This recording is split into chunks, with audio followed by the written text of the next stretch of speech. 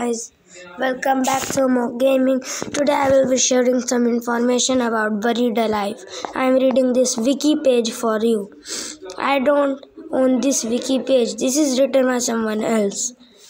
I would like to credit him. I don't know his name. So I can say that I have not written this page. So let me read this. This will give you a lot of information about Buried Alive. First, let me give you the introduction. He's actually a character which appeared in Pokemon Red and Blue. Now let's continue.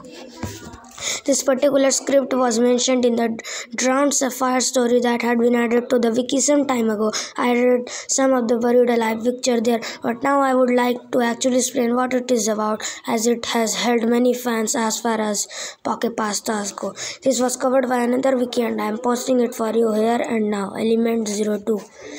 Often referred to as its code, the Buryman script, the Buried Alive model was to be found on the final story of the Pokemon Tower in what has now been replaced with the Marowak Ghost. According to the scripts assigned to it, the Buried Alive model was intended to be the boss of the tower. Once reaching a top floor, the following conversation would have taken place with the model. "You are here. I am trapped and I am lonely, so very lonely. Want to join me?" After this, the battle would have been initiated. Once in battle view, the Buried Alive model appeared to be a decaying human corpse attempting to crawl out of the ground. It had been programmed to have two white hands, a Gengar and a Muk. Strangely enough, a protocol for the Buried Alive's actions after it was defeated were not written.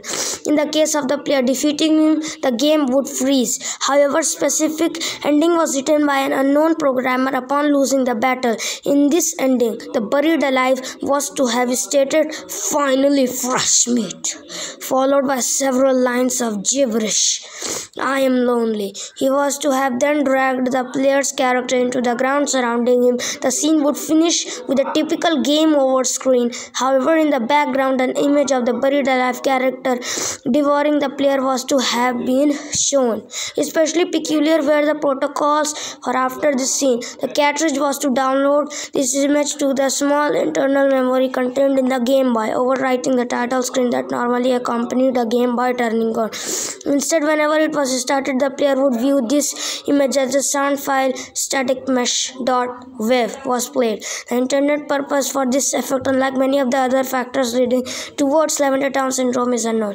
In the rest of the Pokemon games such as Pokemon Red and Pokemon Green, it doesn't appear except for Pokemon Blue. Thanks for watching this video.